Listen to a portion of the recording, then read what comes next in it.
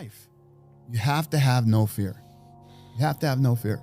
You have to believe in who you are and what you do, and just go fucking get it. Yeah. And don't be afraid to tell somebody no. Fucking water guy wants to do a deal with you, and the money looks good, but there's certain things about that you're not into. Fuck them. Don't do it. I actually think I feel fear quite strongly. So it's not as though I just have the absence of fear. I feel it quite strongly. But there are just times when something is important enough, you believe in it enough, that you do it in spite of the fear. Fear is just to not think about the negative outcome. If you have to run into a building to save, if you have to run into a burning building to save a child, if you're going to sit there and think, what if I get trapped? What if I get set on fire? What if I die? You ain't got time for that. You just got to go. So a lot of fear management is willful ignorance. In my experience, it's just pretending there's no other option. I'm going to win. I'm going to be the best. Everyone's going to love me. I'm going to be rich. There's no chance I'm going to lose. So it ain't even a risk. That's much easier than sitting there and actually thinking, okay, this can fire back in my face big time. Have a temperament that when others are fearful, you're going to get scared yourself. You know, you are not going to make a lot of money in securities over time in all probability. And people really, if they didn't look at quotations, but of course the whole world is urging them to look at quotations, and more than that, do something based on small changes in quotations. But if you didn't, think how much more rational, we've talked about it before, but think how much more rational investing in a farm is than the way many people buy stocks. If you buy a farm, do you get a quote next week? Do you get a quote next month? If you buy an apartment house, do you get a quote next week or month? No, you look at the apartment house or the farm and you say, I expected it to produce so many bushels of soybeans and corn, and if it does that, it meets my expectations. But they buy a stock and they think if it goes up, it's wonderful, and if it goes down, it's bad. We think just the opposite. When it goes down, we love it because we'll buy more, and if it goes up, it kills us to buy more.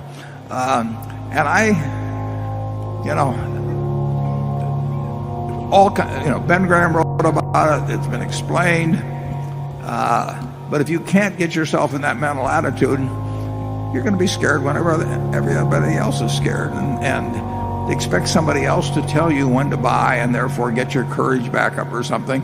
I could get this fellow's courage up substantially by saying it's a wonderful time to buy, and then a week from now he'd run into somebody else that tells him the world is coming to an end, and he'd sell. I mean, he's a broker's friend.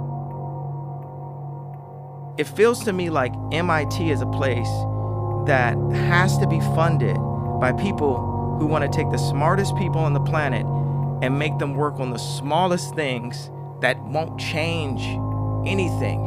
And I've talked to people from MIT, and I could look at this brilliant person I was talking from MIT, and he was afraid.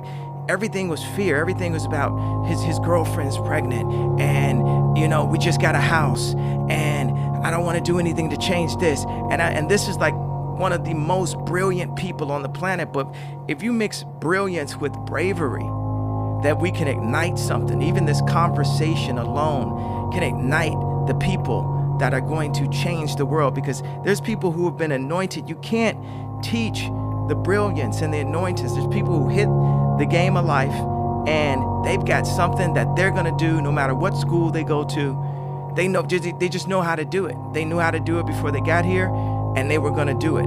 And these people just need to see what it looks like to overcome the smoke screens of public humiliation, of bankruptcy. I was in debt, the fear of loss. I lost my mom, or the fear of death.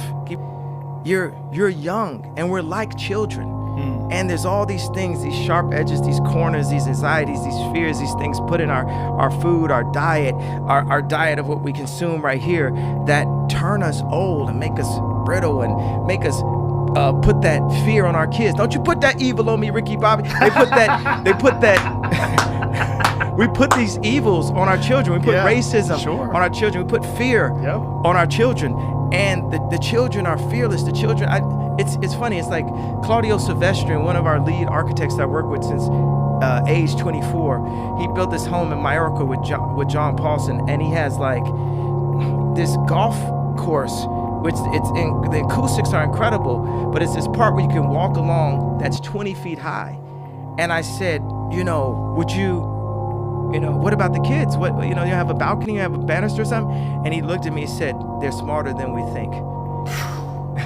Wow. And meaning, like, if we were never taught the missing banister theory, that we could all tightrope walk. The missing banister theory, I wrote it in my book, Thank You and You're Welcome, that I wrote with my friend. Look, you could walk down a straight line without worrying about anything, but you take that exact straight line and put it 20 stories high.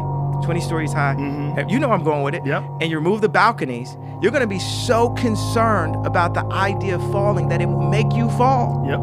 And that's where the superpower is, in removing the fear. Yes. That's a beautiful thing to say right there. And it's also probably the first sound biteable thing that I've said the entire interview.